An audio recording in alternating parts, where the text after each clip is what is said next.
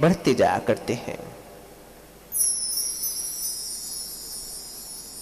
शक्ति को अपने जीवन में प्रकाशित करना आवश्यक है। वर्तमान के अंदर सबसे प्रभावशाली शक्ति अगर कोई नजर में आती है तो वह गुरु की कृपा हो सकती, बाकी कोई भी हो सकती नहीं है। उन्हीं के पास आप पहुंचोगे, उनके के पास निकट पहुंचोगे और वहीं से आपको शक्ति मिलने वाली है, बाकी किधर से भी मिलने वाली नहीं है। इस सृष्टि में वर्तमान के अंदर गुरु की शक्ति बहुत ही महत्वपूर्ण है। वह अपने स्वयं के जीवन में की हुई साधना, अपने जीवन में की हुई योग, अपने जीवन में की हुई तप तपस्या, जिसका कुछ हिस्सा वह अपने शिष्य को दे दिया करते हैं। अपनी साधना का हिस्सा गुरु अपने शिष्य को दे दिया करते हैं। आप आर्थिक, आप धन कमाते हो, आपकी मेहनत से आपने कमाया है, किसी को देना है तो आपका मन जरूर हिचकिचाएगा, दूं या नहीं दूं। लेकिन गुरु अपने जीवन में जो कुछ भी प्राप्त करते हैं, लेकिन वह शिष्यों के कल्याण के लिए, भक्तों के कल्याण के लिए वह हिस्सा जरूर दे दिया करते हैं। निस्वार्थ भाव से वह संपूर्ण जगत के ऊपर, संपूर्ण सृष्टि के ऊपर कृपा बरसाया करते हैं।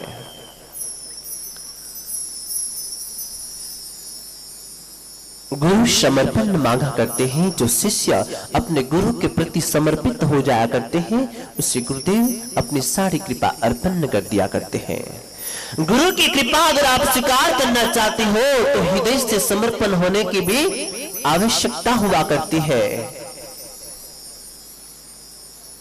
जहां समर्पण है वहीं पर गुरु की कृपा जरूर हमें स्वीकार हो जाती है। एक शिष्य यात्रा पे निकला है, रास्ते में उसे कुआं प्राप्त हुआ। बहुत लंबी सफर कर रहा था, काफी दूर जा रहा था, प्यास लगी, उसको कुएं के पास में पहुंचा और जैसे कुएं के पास में पहुंचा उसने पानी को स्वीकार किया। बहुत अच्छा लगा, उसे प्रसन्न हो गया। इतना मीठा पानी मैंने मेरे जीवन में नहीं देखा, क्यों नहीं यही पानी मैं मेरे गुरु के लिए भी लेकर के जाऊं। शिष्य के मन में इस प्रकार की अभिलाषा प्राप्त हुई कि क्यों नहीं मैं मीठा पानी मेरे गुरु के लिए भी लेकर के जाऊं। उसके भीतर एक ऐसी भावना प्रकट हुई। अपने पास में छोटी सी मटकी थी, उसमें पानी वहां भर लेता है और उसके बाद में धीरे धीरे वापस जब गुरु के पास में पहुंचता है, लेकिन सहयोग उस मटकी को उष्णता के प्राप्त हुए। जैसा पानी रहना चाहिए वैसा वह नहीं रह पाया। लेकिन गुरु के सामने उसने रखा कि भगवान, मैंने ये पानी लाया, बहुत मीठा है, बहुत सुंदर है, आप पी करके तो देखिए, आपने जीवन में ऐसा जल कभी देखा नहीं होगा।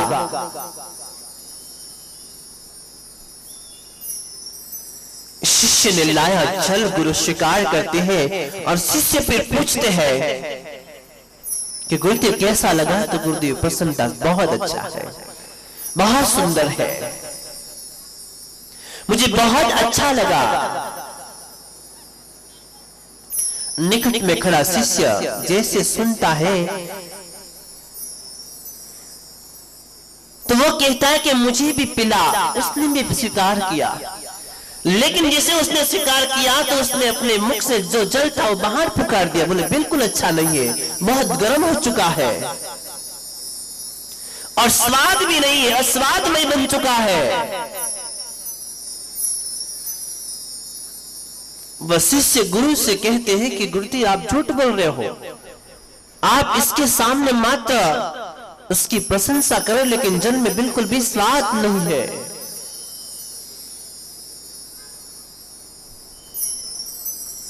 लेकिन गुरु तो कह रहे कि नहीं, मुझे तो स्वाद आ गया।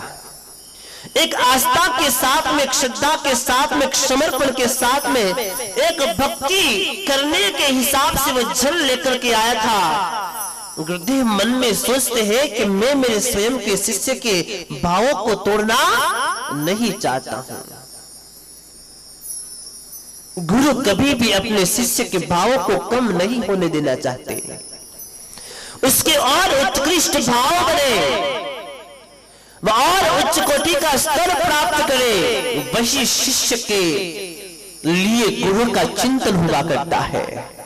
जो संपूर्ण जगत के लिए चिंतन करते हैं तो एक शिष्य के लिए नहीं कर सकते, और गुरु वही होते हैं जो संपूर्ण जीवों के लिए और संपूर्ण संसार के लिए, संपूर्ण जगत के लिए कल्याणार्थ की कल्पना करते हैं। महामंगलिक का एक प्रतीक है कि यह महामंगलिक के माध्यम से संपूर्ण जीवों का कल्याण हो। आपके समक्ष श्रवण तो कराते हैं, लेकिन इसके पीछे का रहस्य है कि मंगलिक शिव आपकी तक ही सीमित नहीं रहती है, इस संपूर्ण जीवों तक यह पहुंचती है।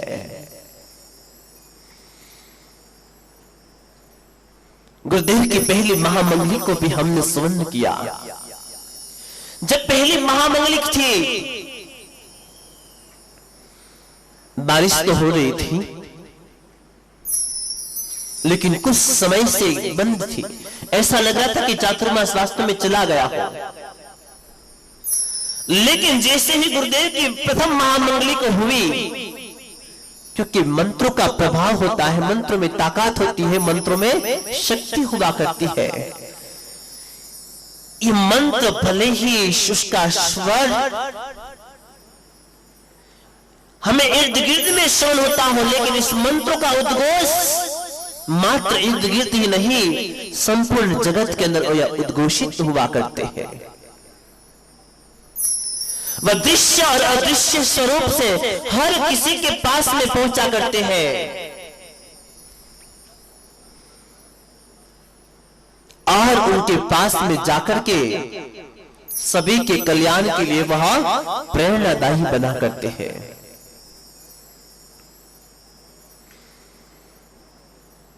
प्रथम महामंगलिक के बाद में जिस तरह का वातावरण बना, एक सृष्टि में नया परिवर्तन आ गया। जो पतझड़ को हरियाली में परिवर्तित कर दे, जो पतझड़ को एक प्रफुल्लित प्रकृति में परिवर्तित कर दे, वही गुरु के मंत्रों की ताकत हुआ करती, गुरु के मंत्रों की शक्ति हुआ करती है।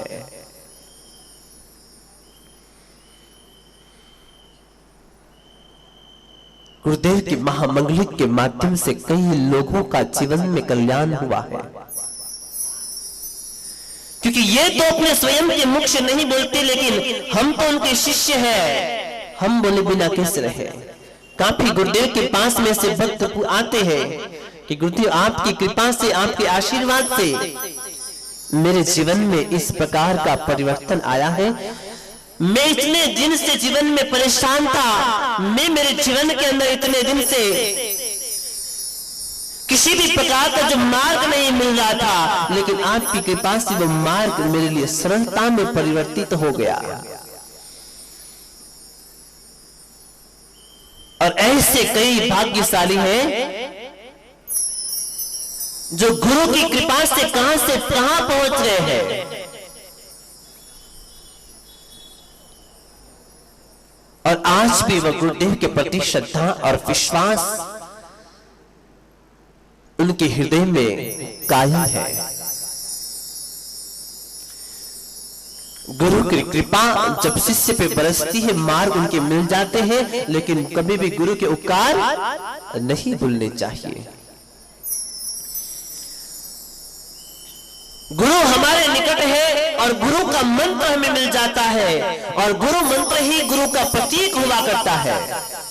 आज हम सब यहाँ पर गुरुदेव के मुखारविंद से मंत्रों को श्रवण करने के लिए एकत्रित हुए हैं। ये मंत्र आपके जीवन मंत्र को भी परिवर्तित कर देंगे।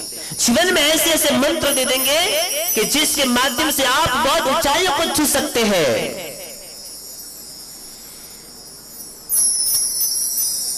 हमेशा ऊंचाई देने का काम गुरुदेव किया करते हैं और आज हमें ये सुअवसर मिला है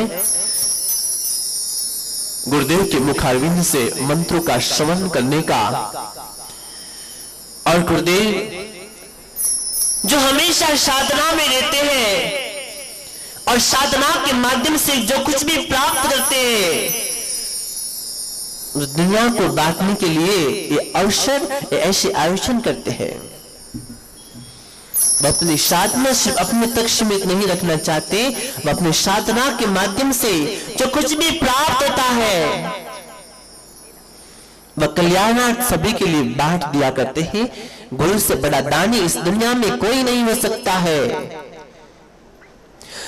हम तो कुछ प्राप्त हो जाए तो किसी को कुछ देना नहीं चाहते, लेकिन गुरु इतने बड़े दानी होते हैं जो प्राप्त हो जाए तो बस इस जग कल्याण के लिए वह जरूर उसे प्रसारित कर दिया करते हैं। बहुत सुंदर अवसर मिला है और बड़ी श्रद्धा के साथ, बड़ी आस्था के साथ, बड़े विश्वास के साथ गुरु के मंत्र को श्रवण कीजिए। जिस प्रकार से हमारे श्वास को हम अपने भीतर से प्रकट करते हैं उसी प्रकार से अपने श्वासों के साथ में गुरु के मंत्र को बसा लो। जो गुरु मंत्र को अपने श्वासों के साथ में सम्मिलित कर देता है तो उसकी सांसें और बढ़ जाया करती है।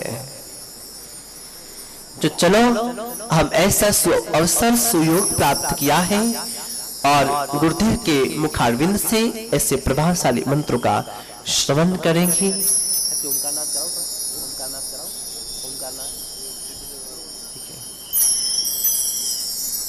तो यहाँ पर कुछ प्राथमिक गतिविधियां हैं, उसकी पूर्णाहुति के बाद में हम यहाँ पर ओम अरहम नमः परम गुरुदेवाय नमः आदि जाप करेंगे और संपूर्ण इस प्रांगण को ओंकार नाम से गुंजायमान करेंगी। बीजाक्षरों से इसे शक्तिशाली बनाएंगी, प्रभावशाली बनाएंगी और इर्द गिर्द के सारे परमाणु को शुद्ध और पवित्र बनाएंगी। उसके बाद में हम पूज्य गुरुदेव के मुखारविंद से जरूर मंत्रों का श्रवण करेंगे जो हमारे लिए बड़े उपयोगी और विकासकारी बनेंगी। सबसे पहले यहाँ पर दीप प्रज्वलित होगा। संचालक महोदय अपनी बात को आगे आइएगा।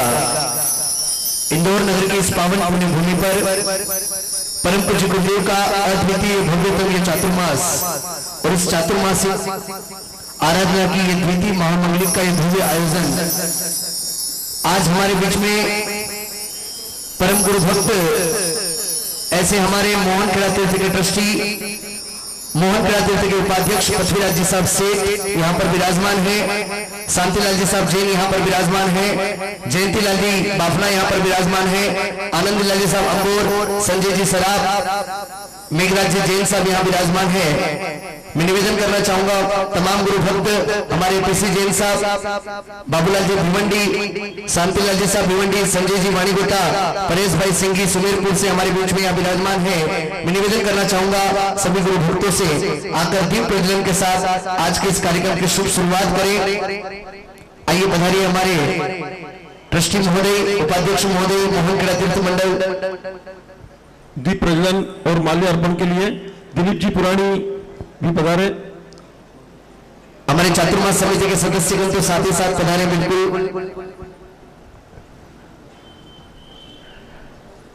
कोट कोट लगाइए जी। विनोद जैन साहब सीए आगे पधारे। संतोष जी पुरानी साहब, संतोष जी साहब पुरानी,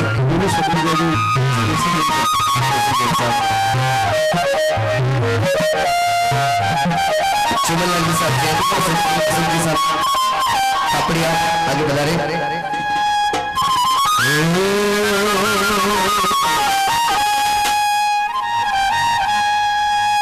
मैं थोड़ा साइड में रहे।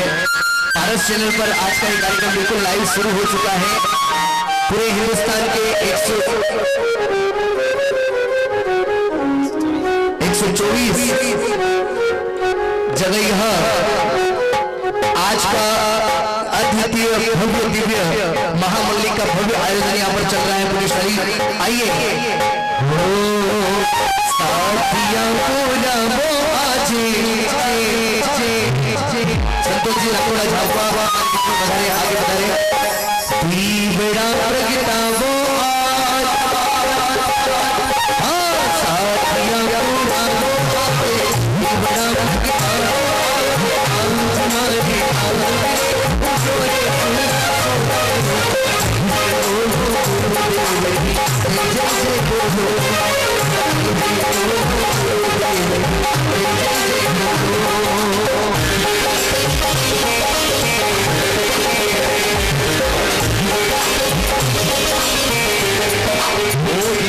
देवरूपस्थं कर्म साक्षित्यवन्नकृत यावत् पूजा समर्पित्य तावत् स्थिरो भवहारे ओम सहस्रशीरेका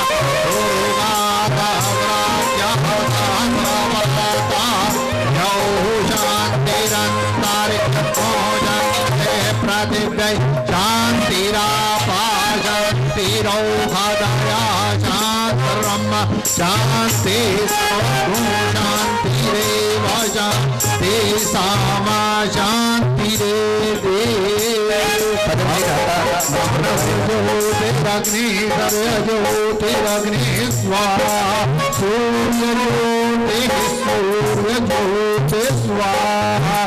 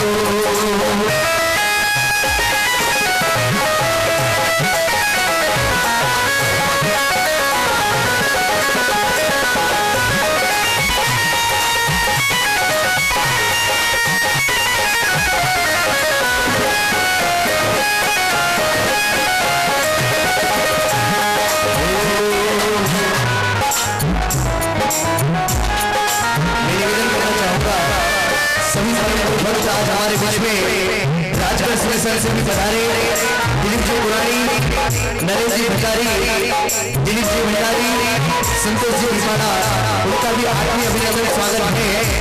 मैं निवेदन करना चाहूंगा तमाम गुरु भक्तों का कि गुरु भक्तों की लिस्ट आज यहाँ पर हमको देखने को मिल रही है, तो हम एक ही बात कह देगा, हम भक्तों का छोटा सा परिवार, हम भक्तों का छोटा सा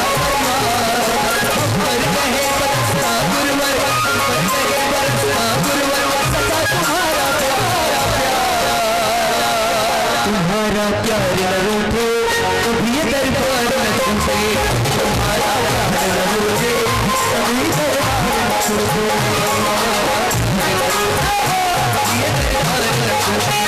तुम्हारा प्यार न रूठे कभी दरबार न छूटे। ये होगा तुमसे प्यारा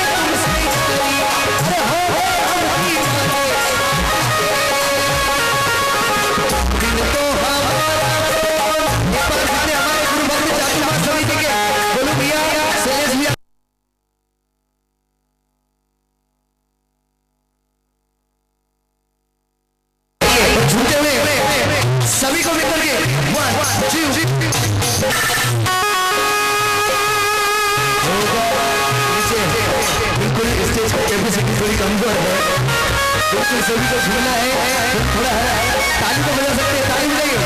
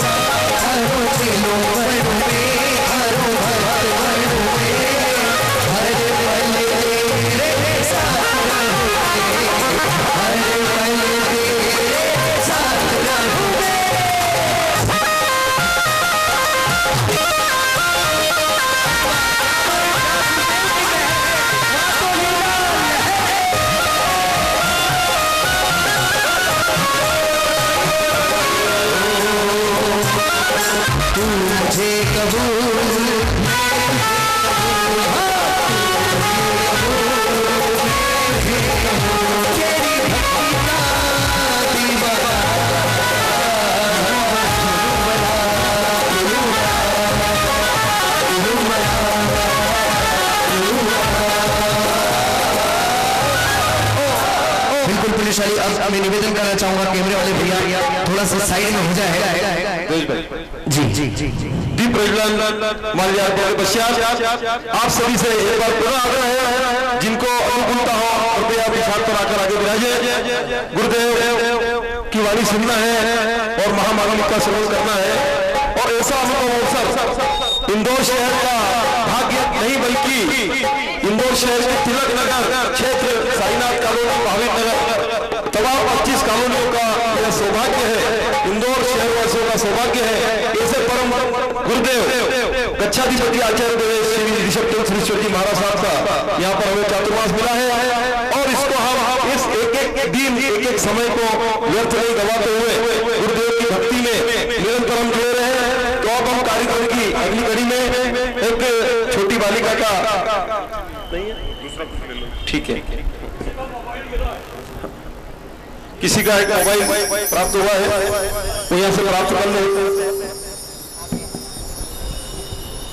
चलो चलो चलो जी, एक बहुत ही सुंदर छोटी बालिका यहाँ पर, चलो ओके आइए। तब तक हम चातुर्मास समिति की ओर से आचार्य ऋषभ चंद्र सुरेश्वर जी चातुर्मास समिति की ओर से तमाम बाहर से पधारे हुए अतिथियों का और ट्रस्टीगणों का, मोहन विहार ट्रस्ट मंडल के सभी सदस्यों का तहे दिल से स्वागत अभिनंदन करते हैं। और आगे का प्रोग्राम आइए। कहते हैं कि गुरुदेव की वाणी में गजब की मिठास है। गुरुदेव की वाणी में मैं अभी भी निवेदन कर रहा हूँ, जो पीछे बैठे हैं तमाम गुरु भक्तों से, धर्म की जाजर यहाँ पर बिछाई गई है। अगर आपकी कमर में कोई तकलीफ नहीं है तो बिल्कुल उस चेयर को छोड़कर आगे जाजम पर विराजमान हो जाए, क्योंकि गुरु के सामने अगर आप बैठेंगे तो बिल्कुल आपकी मर्यादा रहेगी पुलिसशाली। निवेदन करना चाहूंगा तमाम गुरु भक्तों जो पीछे चेयर पर बैठे हैं, अगर कमर की तकलीफ नहीं आगे आ जाए, आइए बिना किसी भूमिका के आप सीधे चलते, क्योंकि गुरुदेव की वाणी में गजब की मिठास है। मेरे गुरुदेव की वाणी में गजब की मिठास है। अरे गुरुदेव तो वो धुन है जिस पर बड़ा हर साज है, साज है, साज है, साज है। गौर से सुनना भक्तों अगली हमारे आवाज आवाज आवाज। गुरुदेव के प्रवचन के पूर्व अनेकांतवाद, समस्यात्वाद, अनेकांतवाद की सरल व्याख्या, अनेकांतवाद मतवादी कट्टरता का विरोधी हम आमंत्रित करते हैं डॉक्टर विमला जी जैन, प्राध्यापक अर्थशास्त्र ओल्ड जीडीसी इंदौर को, वो आए और अपना अनेकांतवाद पर उद्बोधन में श्रीमती विमला जी जैन, डॉक्टर विमला जी जैन। गुरुदेव की वाणी से पहले 10 मिनट, और आप सब अपने स्थान पर आनंद से बैठे और ज्यादा से ज्यादा जाजम पर विराज कर इस महामंगल का श्रवण करें।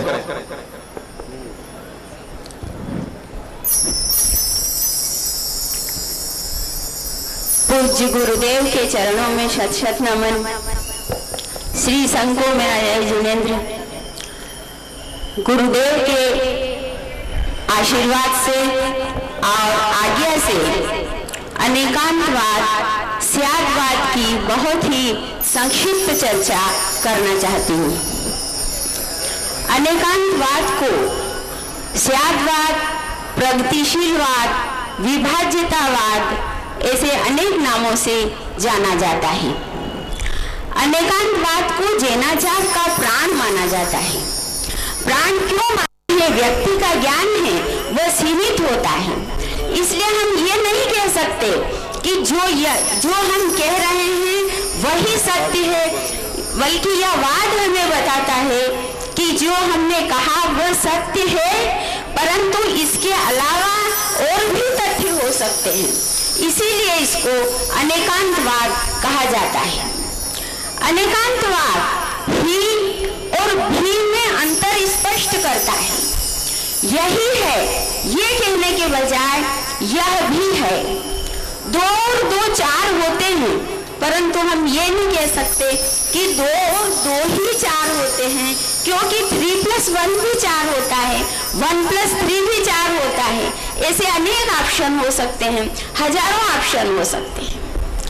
अनेकांतवाद के मूल में है कि हम कहें, कहो और कहने दो, सुनो और सुनने दो।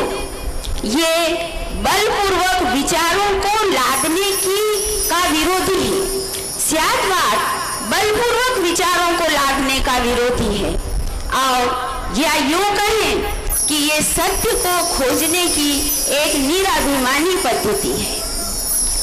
अनेकांतवाद मतवादी कट्टरता का विरोधी है। मतवादी कट्टरता, संसार में जितने भी तानाशाह हुए हैं वो मतवादी कट्टरता के कारण अनेकांतवाद के विरोधी रहे हैं, कि उन्होंने कहा बस वो सही है, बाकी सब गलत। इतिहास बताता है कि उनका हश्र, उन तानाशाहों का हश्र क्या हुआ है। अनेकांतवाद बौद्धिक अहिंसा का सिद्धांत है। हम सभी जानते हैं कि जैन दर्शन में अहिंसा की बहुत ही सूक्ष्म व्याख्या की गई है। जितनी सूक्ष्म व्याख्या जैन दर्शन में हुई है, किसी भी दर्शन में, किसी भी धर्म में अहिंसा की इतनी सूक्ष्म व्याख्या हमें प्राप्त नहीं होती। और शारीरिक हिंसा तो भयावह है ही, किसी को मारना, चोट पहुंचाना तो भयावह है ही, परंतु इसमें मानसिक हिंसा और भाव हिंसा को भी उतना ही महत्व दिया गया है। बहुत संक्षेप में बताना चाहूंगी कि मानसिक हिंसा, किसी को दुख पहुंचाना, कटुवचन बोलना, और हमें किसी व्यक्ति का वीक पॉइंट मालूम है तो बार बार उसको कुरेदना, उस पर जाना मानसिक हिंसा के अंतर्गत आता है। भाव हिंसा भी, भावों द्वारा की गई हिंसा, किसी व्यक्ति का हमें किसी से बैर है और उसका नुकसान हो जाए तो हमें मन में प्रसन्नता होती है, भाव हिंसा कहलाती है। अनेकांतवाद का इससे क्या संबंध है? अनेकांतवाद का आधार ही अहिंसा है, क्योंकि इसके मूल में है परस्पर ग्रहो जीवानाम, सहयोग के लिए है, परस्पर ग्रहो जीवानाम, ये इसका मूलाधार है। एक और उदाहरण आपको देना चाहूंगी। ऐसा नहीं है कि अनेकांतवाद केवल किताबों में बंद रखने वाली चीज है, इसका व्यावहारिक महत्व नहीं है, ऐसा बिल्कुल नहीं है। यह बिल्कुल प्रैक्टिकल होकर के सोचें, व्यावहारिक होकर के सोचें तो यह विचारों को आमंत्रित करने का प्रजातांत्रिक तरीका है। यह विचारों को ग्रहण करने का एक लोकतांत्रिक तरीका है। तभी तो सफलता की चरम सीमा तक पहुंचा जा सकता है। इसलिए इसे प्रगतिशीलवाद भी कहा जाता है। उद्योग और व्यापार से जुड़ा यदि एक उदाहरण मुझे याद आता है, टच स्क्रीन मोबाइल, लैपटॉप और कंप्यूटर बनाने वाली कंपनी एप्पल कंपनी, हम सभी इससे परिचित हैं, और उसके संस्थापक थे स्टीव जॉब्स। स्टीव जॉब्स यद्यपि अमेरिकी व्यक्ति थे, परंतु मैंने उनकी जीवनी में पढ़ा है कि वो भारतीय संस्कृति से बहुत अधिक प्रभावित थे और भारत में लगभग 1 वर्ष का समय भी उन्होंने उत्तर प्रदेश और हिमाचल प्रदेश में बिताया। यहाँ पर वे जैन दर्शन, जैन संप्रदाय और बौद्ध संप्रदाय के संपर्क में आए। जैन दर्शन से वो इतने अधिक प्रभावित हुए कि लाइब्रेरी में बैठकर उन्होंने काफी जैन ग्रंथों का अध्ययन किया और इसका प्रभाव उनके बिजनेस पर भी आया।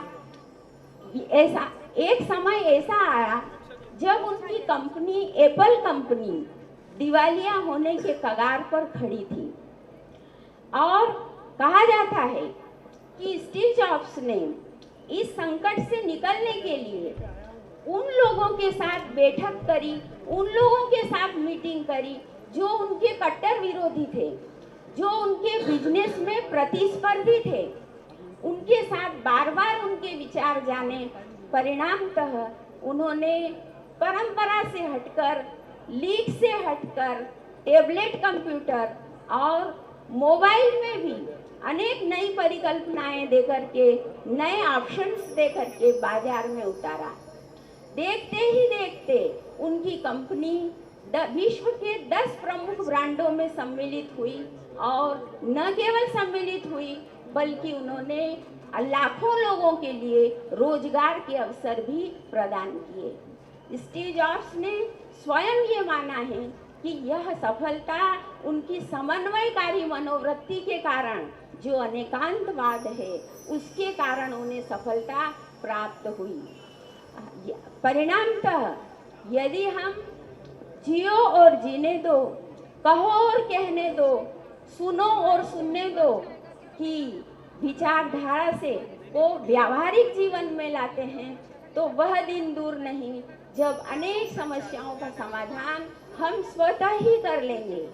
अनेकांतवाद या स्यातवाद विचारों को आमंत्रित करने की पद्धति तो है ही, परंतु सुख और शांति से जीवन जीना और सुख और शांति से दूसरों को भी जीवन जीने देने की एक अभूतपूर्व कला का नाम है।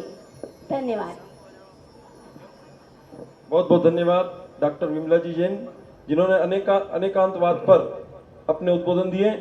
आज की यह महामांगलिक, चमत्कारिक महामांगलिक, जैसा आप सबको ज्ञात है, इस कार्यक्रम को हम आगे बढ़ाते हुए एक बालिका मोक्षा जैन, जो कि गुरु भक्ति का गीत लेकर आपके सम्मुख आ रही है। मैं खाचरोद से, बड़ावदा से, राजगढ़ से, खरसोद कला से, जावरा से, रतलाम से सभी पधारे हुए गुरु भक्तों का चातुर्मास समिति की ओर से तहे दिल से हार्दिक अभिनंदन, स्वागत करते हैं। चलिएगा, अब बिना किसी भूमिका के मैं निवेदन करना चाहूंगा मोक्षा जी जैन, राकेश जी साहब बजावत भी हमारे बीच पधारे, उनका भी खूब खूब अनुमोदना, खूब खूब धन्यवाद। आइएगा, मैं मोक्षा जी को निवेदन करूंगा, बहुत ही सुंदर भक्ति नृत्य यहाँ पर गुरुदेव के श्री चरणों में मोक्षा जैन के द्वारा। आइए स्टार्ट।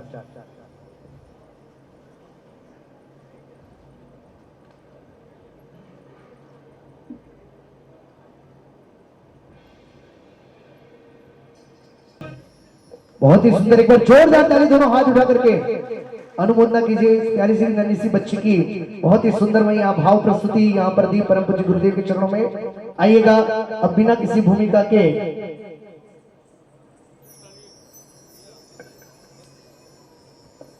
हमारे बीच क्षेत्र के पार्षद आशा जी उल्लास जी सोनी और राजेश जी उदावत, जिनका हमारा को चातुर्मास समिति को बहुत सहयोग है।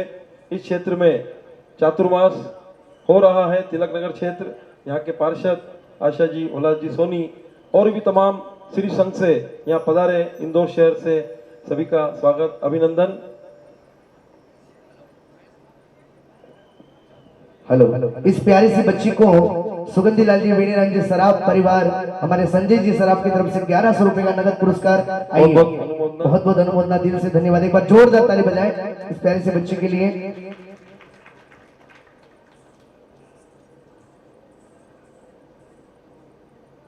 आइएगा, अब चलते हैं बिना किसी भूमिका के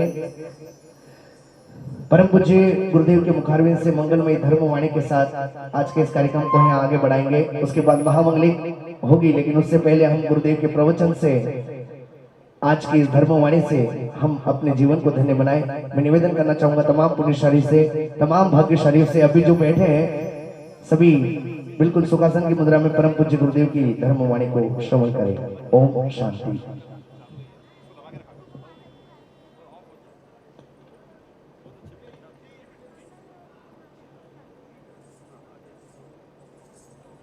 ओम परम गुरुदेवाय नमः।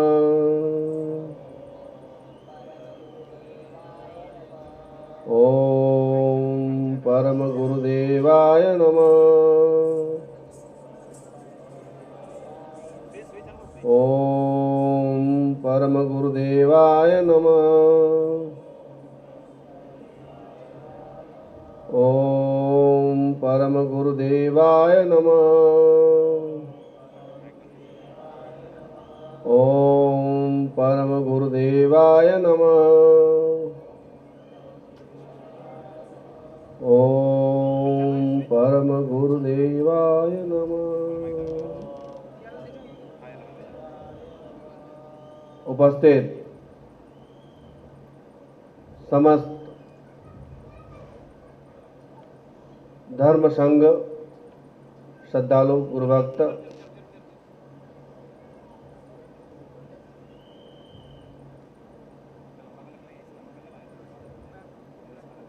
गुरु भक्त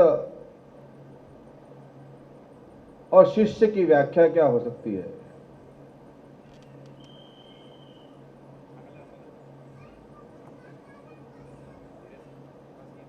गुरु को जो याद करे,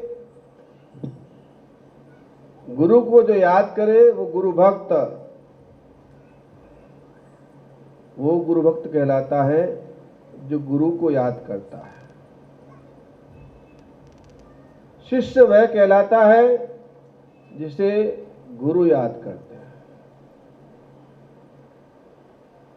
शिष्य वह कहलाता है जिसे गुरु स्वयं याद करे। भगवान महावीर स्वामी ने सती सुलसा को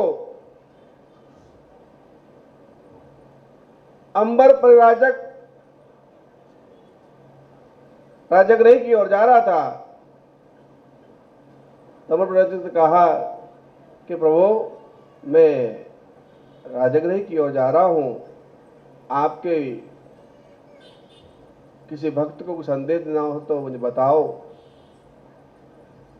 तब कहते हैं कि सैनिक जैसे राजा वहां होते हुए भी भगवान महावीर ने कहा कि मेरी वहां एक श्राविका है, सुलसा, उसे धर्म लाभ कहना, मेरा आशीर्वाद कहना। क्या कहा? एक श्राविका को। सती सुलसा की जीवन की कहानी अद्भुत है, लेकिन अटूट श्रद्धावान अपने गुरु के प्रति, जो नियमित सुबह उठ करके गुरु को वंदना करती, जिस दिशा में भगवान महावीर विचरण करते उस दिशा में गुरु को वंदना करती थी।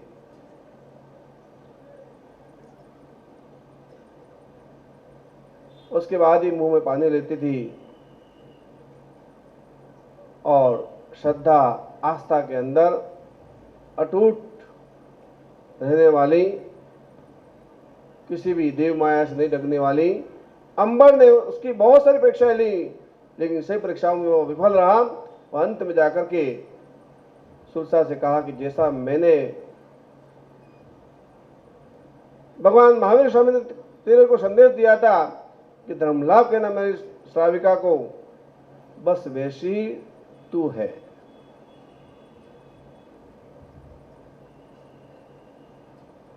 शिष्य जो समर्पित होता है, भक्त जो होता है, वह समय समय पर गुरु की भक्ति के अंदर उपस्थित होता है। शिष्य हमेशा समर्पित होता है, इसलिए गुरु को याद जो करता है वह होता है भक्त, और जिसे गुरु स्वयं याद करे वह शिष्य होता है। लेकिन आजकल जमाना बहुत बदल गया है। आजकल जमाना बहुत बदल गया है। बदले हुए जमाने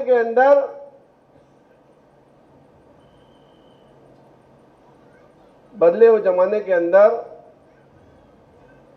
गुरु भक्तों की और अपने आप को शिष्य कहलाने वाले भी गुरु के संदेश आने का इंतजार करते हैं। मेरे यहाँ पत्रिका नहीं आई, मेरे मोबाइल पे मैसेज नहीं आया कार्यक्रम का, मैं क्यों जाऊं? मेरे को तो किसी ने कहलवाया, मेरे पास में कहीं समिति का चातुर्मास समिति का फोन नहीं आया। ऐसे आदि आदि अनेक तरह के गुरु भक्त और गुरु शिष्यों के अंदर इस जमाने के अंदर बदलाव आए, लेकिन शिष्य वही है जिसकी सेवा से प्रसन्न होकर के गुरु उसे हमेशा याद करे। वैसे तो आजकल का जमाना बहुत बदल गया है। आजकल का जमाना बहुत बदल गया है। बदले जमाने के अंदर एक महिला आई कि गुरुदेव, हम बहुत दुखी है, हम बहुत दुखी है। मैंने कहा क्या कारण दुखी होने का? गुरुदेव, मुझे कोई तन का दुख नहीं है, मुझे कोई धन का दुख नहीं है, मुझे दुख है तो सिर्फ मेरे मन का दुख है, मेरे मन का दुख है। मैंने कहा ऐसा क्या दुख है? उसने कहा गुरुदेव,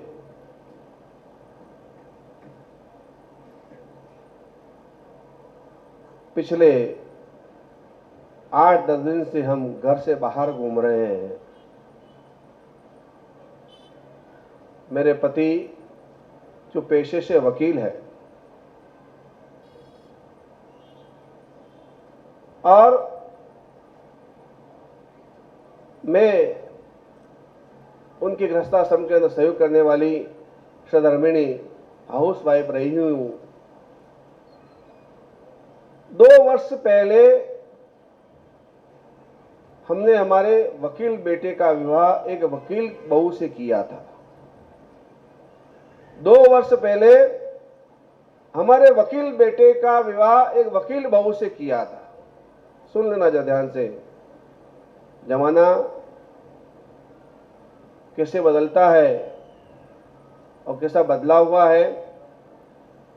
2 वर्ष पहले हमारे बेटे से, जो कि पेशे से हमारा बेटा वकील है, उसका विवाह भी हमने एक वकील बहू से किया था। मैंने ये सोच के किया था कि बेटा वकील है, वकालत करता है, कुछ भी ऊंच नीच हो जाए ऐसी स्थिति के अंदर वकालत की ऑफिस भी देखती रहे। तो महिला को भी मैंने, हमारी बहू को भी चुना। 1 वर्ष तक उसने इतनी बढ़िया सेवा करी, हमारी इतनी बढ़िया सेवा करी कि हम सोचते थे कि हम बहुत सुखी है संसार के अंदर, हमसे बड़ा कोई सुखी नहीं है, हमसे बड़ा कोई सुखी नहीं है।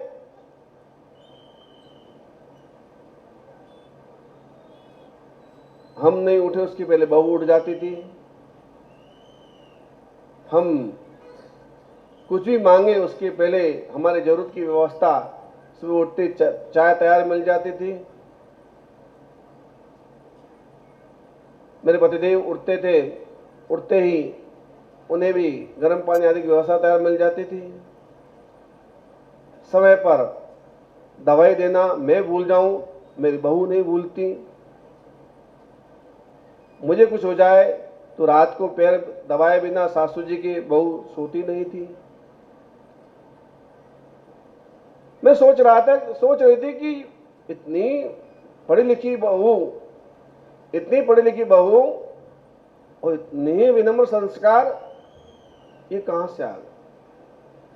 मेरे भाग्य ही बड़े नसीब वाले हैं कि जिस कारण से ऐसी बहू मुझे मिली। थोड़ा समय बीता, एक दिन अचानक बहू के प्रति हमारा भाव पैदा हुआ कि अब इस घर की चाबी इसको सौंप देना चाहिए, इस घर की चाबी हमें सौंप देना चाहिए। और कुछ दिनों के लिए तीर्थ यात्रा के लिए चले जाते हैं, सारा जवाबदारी बहू को सौंप देते हैं, वो तीर्थ यात्रा के लिए निकल जाते हैं। ये सोच के हम तीर्थ यात्रा के लिए निकल गए, घर की सारी चाबियां सौंप दी बहू को। बेटे से कहा कि बेटे अब हम थोड़ा आज़ादी की हवा ले, स्वतंत्र घूमना चाहते हैं, हम घूम के आ जाए, तीर्थ यात्रा करके आ जाए, कुछ देश प्रदेश घूम के आ जाए। हम पति पत्नी दोनों विदेश यात्रा में गए, तीर्थ यात्रा में गए। 4-6 महीने हमने खूब घुमा फिरा, यात्रा की और फिर घर लौटे। घर लौटने के बाद में हमने घर के अंदर प्रवेश किया। तो घर में प्रवेश करने के बाद में हमें महसूस हुआ कि घर के अंदर बहुत कुछ बदलाव हो गया है। घर के अंदर बहुत कुछ बदलाव हो गया है। पहले उठते ही बहू चाय लाती थी, पानी लाती थी, सब कुछ ख्याल रखती थी। लेकिन जब हम घर पहुंचे तो वह ब्यूटी पार्लर गई हुई थी। हम जब घर पहुंचे, जबकि खबर कर दी गई थी कि हम आ रहे हैं, हमें एयरपोर्ट पे लेने तक नहीं आई और न बेटा आया। हमने सोचा कोई जरूरी काम होगा, घर में बिजी होंगे। घर पहुंचे तो बेटा कोर्ट जाने की तैयारी कर रहा था और बहू के बारे में पूछा तो कि बहू ब्यूटी पार्लर गई हुई है।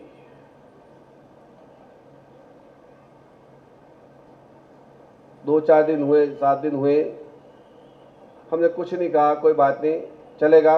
लेकिन एक दिन अचानक बहू ने अपना तेवर बदला। बहू ने अपना तेवर बदला और तेवर बदलने के साथ में सुबह सुबह उठने के बाद में जब हमने चाय वाय मांगी, नहीं आई, तो कहा कि बेटे बहू आज हमारी चाय वाय समय पर क्यों नहीं आ रही, आजकल क्या बात है, हम विदेश यात्रा से घूम के आए, इतना बदलाव कैसे आ गया। तो उसने कहा कि जो है आप लोगों की सेवा करूं कि मैं मेरी वकालत करूं। जब तक चाबी नहीं सौंपी थी, जब तक बहू को सासू ने चाबी नहीं सौंपी थी, तब तक बहू सासू की सेवा में तत्पर थी।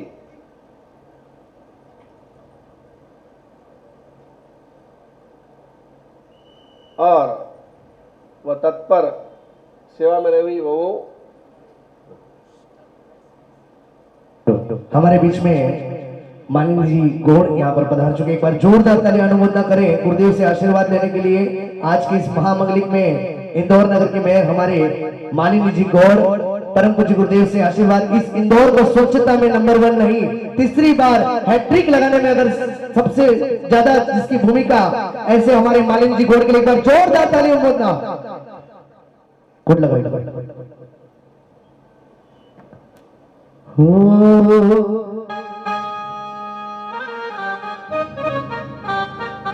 हो आया हो आया हो आया हो आया। मालिनी जी के साथ में प्रतीक्षा जी भाभी भी यहाँ पर उपस्थित है। एक बार जोरदार तालियां। इंदौर को स्वच्छ बनाना है, हम सब ने यही जाना है। हो आया हो आया हो आया हो आया हो आया चातुर्मास हो आया हो आया हो यूट्यूब के माध्यम से अभी जिन्होंने पूरे हिंदुस्तान में अपनी अमिट छाप छोड़ी, प्रतीक्षा जी जैन के लिए जोरदार ताली। मालवी भाषा से आप सभी के दिलो दिमाग पर छाए हुए हैं। प्रतीक्षा जी जैन के लिए जोरदार ताली। चातुर्मास समिति की ओर से स्वागत, अभिनंदन। गुरुदेव से आशीर्वाद। हे इंदौर को स्वच्छ बनाना है, हम सब ने यही जाना है। और इस चातुर्मास के संयोजक हमारे जय सिंह जी जैन और टीना जी जैन भी पधार चुके हैं। मैं निवेदन करना चाहूंगा एक गुरुदेव से आशीर्वाद लें। बहुत ही सुंदर चातुर्मास समिति के संयोजक भाई जय सिंह जैन, उनका उद्बोधन, स्वागत उद्बोधन वो पधारे। बाद में हाँ, बाद में गुरुदेव के प्रवचन पहले चल रहे हैं।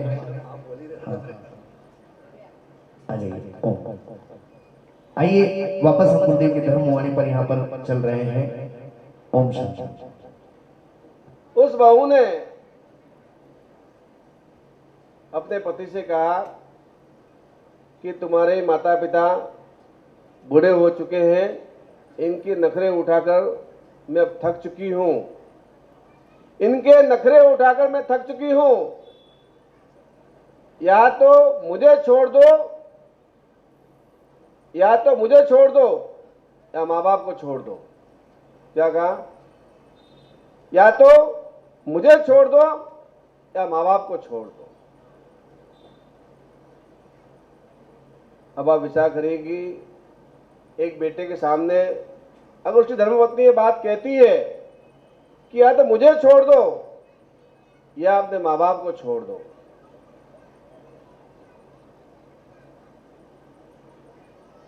तो बेटा क्या करेगा उस समय? लेकिन बहू और बेटे मिले हुए थे, क्योंकि जो कुछ बेटे की इच्छा क्या होती है, बहू की इच्छा क्या होती है कि माल पानी, धन माल, आर्थिक कितना संग्रह था वह सब तो इन बूढ़े माता पिता ने हमको सौंप दिया।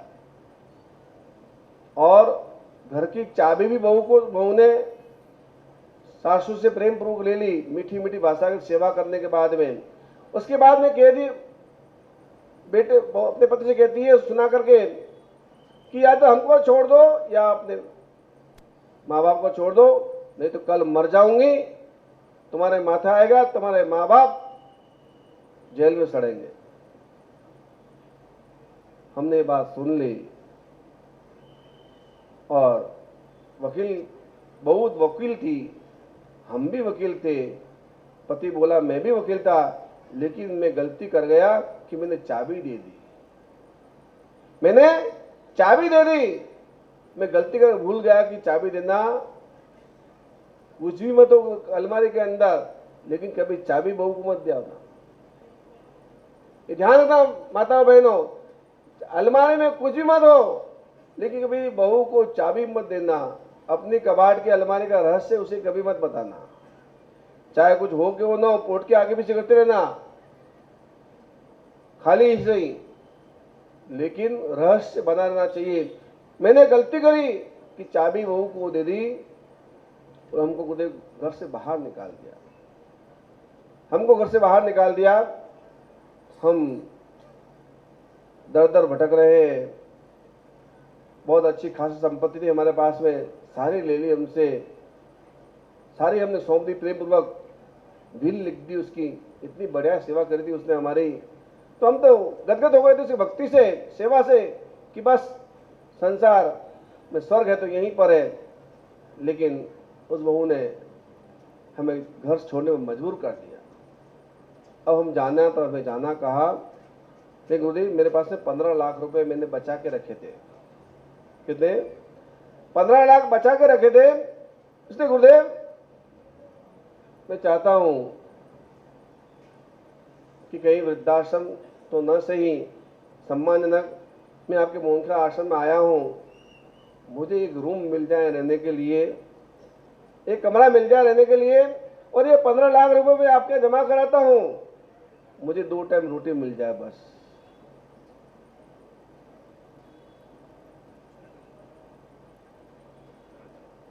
शादी के बाद बेटा बिगड़ जाता है और खादी पहनकर नेता बिगड़ जाता है, हैं? शादी के बाद नेता बिगड़ जाता है और खादी पहन करके नेता बिगड़ जाता है, क्योंकि खादी ही नेता की पहचान होती। गांधी जी ने खादी पहनना सबको सिखाई। किसी नेता को बुरा समझने की जरूरत नहीं है, लेकिन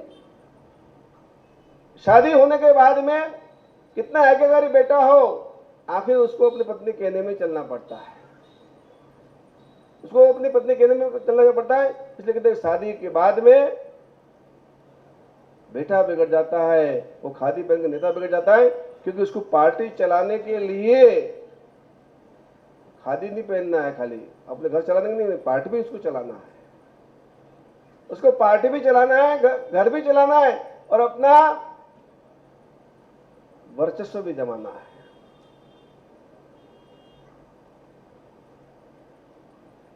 बहुत जमाना बदला हुआ है। एक कहानी, सच्ची कहानी मैंने अभी 8-10 दिन पहले एक अखबार में पढ़ी थी। एक वृद्धाश्रम के अंदर रहने वाले एक वृद्ध की व्यथा, जो उसने अपने साथी वृद्ध को सुनाई। साथी वृद्ध ने पूछा कि भाई तू वृद्धाश्रम में कैसे आया, तू वृद्धाश्रम में कैसे आया? पीजी वृद्धाश्रम ना, पीजी यानी पेइंग गेस्ट वृद्धाश्रम में आजकल बनते हैं शहरों के अंदर, कि पीजी जहाँ पे पेमेंट करो, गेस्ट की तरह रहो, सब सुविधा आपको मिलेगी। तो कि तू पीजी वृद्धाश्रम, तुम इस वृद्धाश्रम कैसे आ गए? उसने कहा क्या करूं, घर के अंदर वातावरण ही ऐसा था, घर का वातावरण ऐसा था कि उस वृद्धाश्रम में रह सकता था। उस वातावरण के अंदर हमेशा मेरे पर मेरे बेटे बहु हावी रहते थे। पत्नी मर चुकी थी, इसलिए पत्नी मास्टरनी थी, पत्नी मास्टरनी थी, टीचर थी, और टीचर होने के साथ में ही उसकी पेंशन भी शुरू हो गई थी। नियम है कि पति मर जाता है तो पत्नी को पेंशन मिलती है, पत्नी मर जाती है तो पति को पेंशन मिलती है। तो पेंशन मुझे मिल रही थी, और बेटे बहू चाहते थे कि पेंशन का पैसा बहुत जमा हो गया, पत्नी की ग्रेच्युटी फंड बहुत जमा हो गई, तो बेटे बहू मिलकर के चाहते थे कि बुढ़े को जल्दी यहाँ से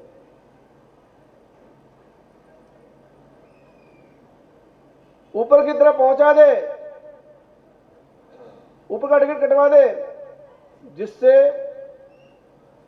ये संपत्ति जो इकट्ठी की है वह हमें मिल जाए और रास्ता साफ हो जाए। मैंने दोनों की बातें सुन ली और घर छोड़ के बाकी वृद्धाश्रम में आ गया।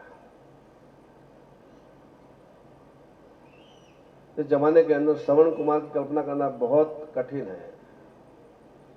कोई पिता श्रवण कुमार कल्पना करे कि श्रवण कुमार जैसा बेटा हो जाए तो बहुत मुश्किल है।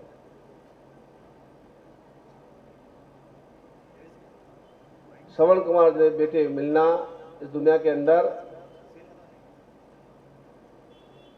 ऐसी शिक्षा ही नहीं बची इस देश की कि जिस देश के अंदर श्रवण कुमार बनने की शिक्षा दी जाती हो। पहले माता पिता को प्रणाम करने की शिक्षा दी जाती थी, मातृदेवो भव पितृदेवो भव, और यहां तक कि घर के अंदर छोटे बड़े भाभी भी होती थी, उसको मां के समान देखने की शिक्षा दी जाती थी। लेकिन इस जमाने के अंदर मॉन्टेस्क्यू शिक्षा पद्धति ने सब कुछ बदल दिया। अंग्रेजी शिक्षा पद्धति ने हमें सब कुछ बदल दिया। पहले माँ अपने हाथ से कबाब उसके मुंह में देती थी, उसे प्यार होता था। अब व्यक्ति अपने हाथ से चम्मच से खाता है। चम्मच से खाने वाले व्यक्ति, चम्मच से देने वाले व्यक्ति के हाथ के अंदर ममता कहां से आएगी, प्यार कहां से पैदा होगा। लेकिन इस जमाने के अंदर बदलाव तो बहुत हुए हैं। हमारी संस्कृति, हमारे कल्चर, हमारे रीति रिवाज